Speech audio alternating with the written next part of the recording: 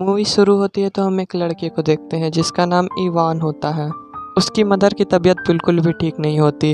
वो अपनी मदर के पास उनका हाथ पकड़े हुए बैठा होता है, लेकिन कुछ ही देर में इसकी मदर की डेथ हो जाती है।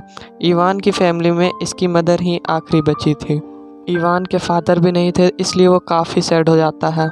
वो जिस बार में काम किया करता था, कुछ दिन गुजर जाने के बाद वो दोबारा से ज्वाइन करता है। अब वो वहाँ बैठा ही होता है कि कुछ लोग आते हैं और उससे लड़ने लगते हैं।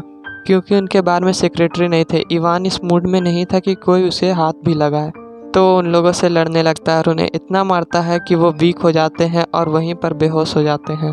तो बार का ओनर उससे कहता है कि तुमने ये बहुत गलत किया, तुम कल से जॉब पर नहीं आओगे, यानी इस बार से मैं तुम्हें निकाल रहा हूँ।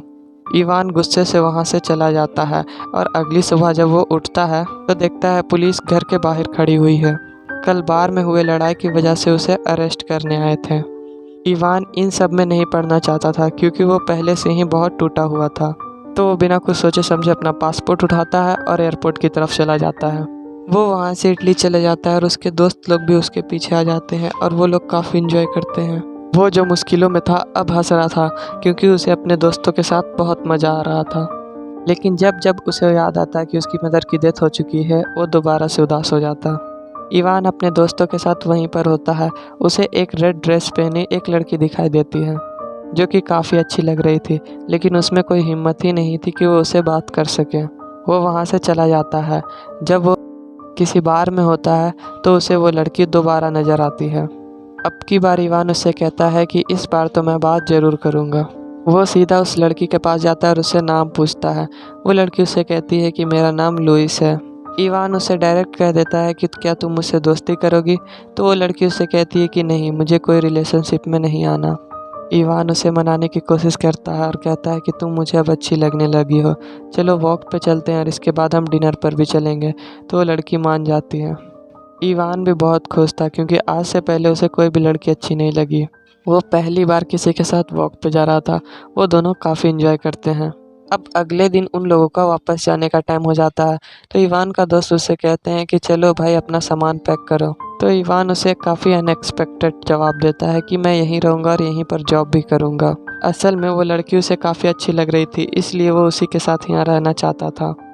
लेकिन उसे ये भी नहीं समझ में आ रहा था कि उसके पास इतने पैसे नहीं कि वो यहाँ पर रह सके, इसलिए वो एक जॉब ढूंढ लेता है।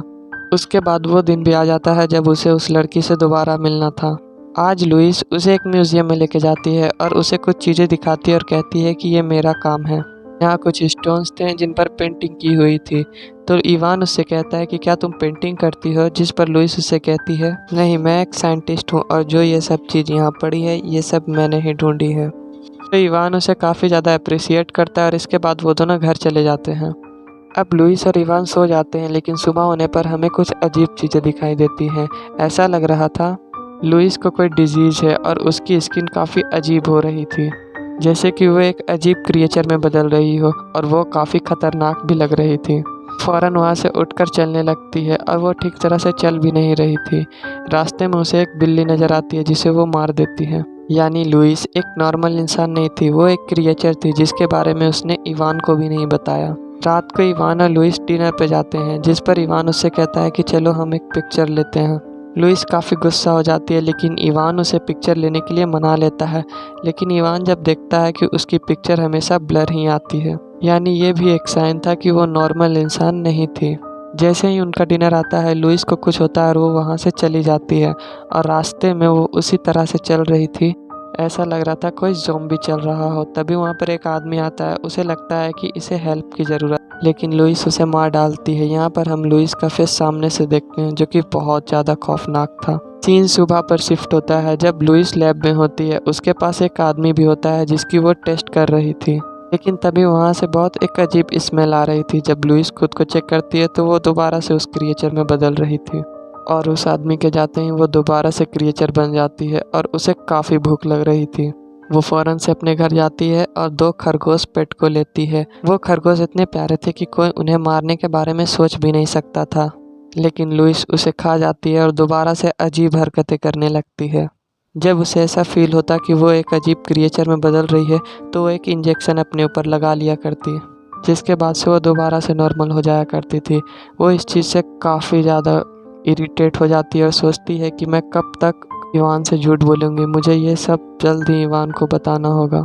और वो इवान के पास जाती है और उससे कहती है कि मैं तुम्हारे साथ नहीं रह सकती।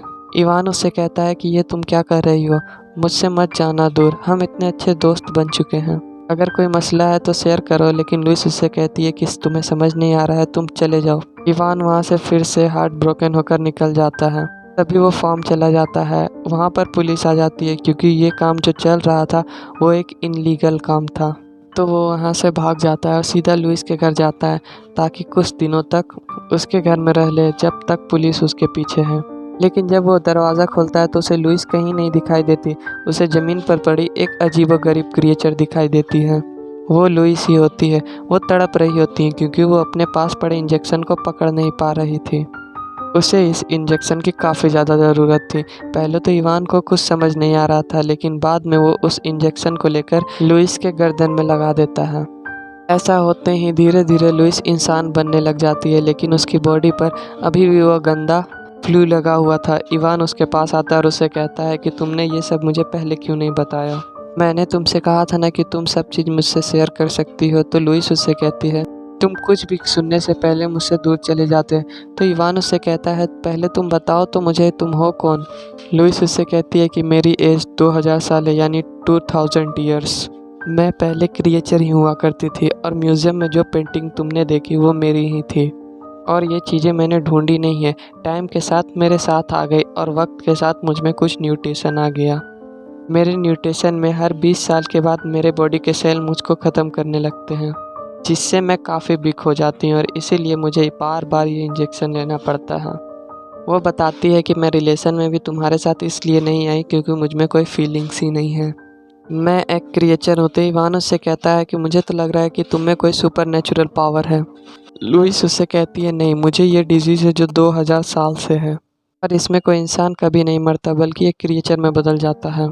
मुझे ये डिजीज़ बहुत पहले हो चुकी थी, जब मैं बच्ची थी, और तब से लेके अब तक मुझ में ये डिजीज़ है। और जब तक ये डिजीज़ मेरे में रहेगी ना तो मैं इंसान बन सकती हूँ और ना ही मर सकती हूँ। मुझे ये इंजेक्शन बार बार लेना पड़ता है ताकि कभी ना कभी तो ये डिजीज़ मुझ में ख़त्म हो जाए, ताकि मेरे बॉडी सेल्स खुद को रिपेयर कर ले और इंसान बना दे मुझे। लुइस उससे कहती है कि अब तुम सब कुछ जान चुके हो तो चले जाओ मेरी ज़िंदगी से। मैं नहीं चाहती कि मेरी वजह से तुम्हें कोई नुकसान पहुँचे, क्योंकि जब मैं क्रिएचर बनती हूँ तो मुझे भी नहीं पता होता कि मैं किसे खा रही हूँ और किसे नुकसान पहुँचा रही हूँ। तुम चले जाओ। तो इवान रोने लगता है और कहता है मेरा इस दुनिया में कोई नहीं था, तुम मुझे अच्छी लगी, मैं तुम्हें समझ सकता हूँ। तो लुइस उससे कहती है मैंने आज तक किसी से प्यार नहीं किया क्योंकि मैं डरती हूँ, क्योंकि इससे मेरी बॉडी में चेंजेस आने लगेंगे और जो मैं इंजेक्शन ले रही हूँ और उसका भी फ़र्क मेरे बॉडी पर फिर नहीं पड़ेगा और मैं कभी भी ठीक नहीं हो सकूँगी। और क्या पता कि मैं एक इमॉर्टल ही रहूँ और मैं इंसान बनकर इस चीज़ को एंजॉय कर रही हूँ। बस मुझे क्रिएचर बनने से इशू है, जिसको मैं जल्द सॉल्व कर लूँगी तुमसे दूर रहकर। इवान उससे कहता है कि चलो ठीक है, इतना सडन शॉक मत दो, चलो हम कुछ वक्त साथ गुजारते हैं। फिर वो लोग उस जगह पर जाते हैं जहाँ लुइस जन्म ली थी। वो लोग घूमते हैं, फिरते हैं और देखते हैं। रात हो जाती है, इवन अब दिन भी होने वाला था। वो लोग उसी जगह पर बैठे हुए थे तो लुइस इवान से कहती है सूरज निकलने वाला है और मुझे फील हो रहा है कि जैसे मेरी बॉडी में कुछ चेंजेस आने वाली हैं। तुम यहाँ से चली जाओ, मैं जल्द ही एक बहुत बड़ी क्रिएचर में बदलने वाली हूँ। लेकिन इवान उससे कहता है नहीं, मैं तुम्हारा साथ कभी नहीं छोड़ूंगा। लुइस डर रही होती है कि मैं एक क्रिएचर में बदल जाऊंगी क्योंकि ये सारा प्रोसेस स्टार्ट हो चुका था। फिर हम देखते हैं लुइस क्रिएचर में नहीं बदलती, उसके स्किन पर जो क्रिएचर के निशान थे वो भी गायब होने लगते हैं और वो नॉर्मल इंसान बनने लगती है। उसे भी अपनी बॉडी में कुछ चेंजेस नज़र आ रही थी। इनफैक्ट उसे भी अब पता चल चुका था कि उसे इवान से प्यार हो चुका है और उसकी बॉडी में जो चेंजेस आए उसकी बॉडी से उस क्रिएचर को हमेशा के लिए ख़त्म कर दिया। लुइस हमेशा डरती रही कि मैं किसी से प्यार नहीं करूँगी, किसी से दोस्ती नहीं करूँगी, ताकि मेरे हमेशा इंसान बनने की प्रोसेस में कोई खतरा ना हो। लेकिन जब उसकी बॉडी में फीलिंग्स आए तो उसकी बॉडी ने खुद को ही रिपेयर करना शुरू कर दिया और अब वो नॉर्मल इंसान में बदल चुकी थी। इस मूवी का लेसन ये है कि हमें अपनी फैमिली और अपने दोस्तों से हमेशा प्यार करने चाहिए। Thanks for watching.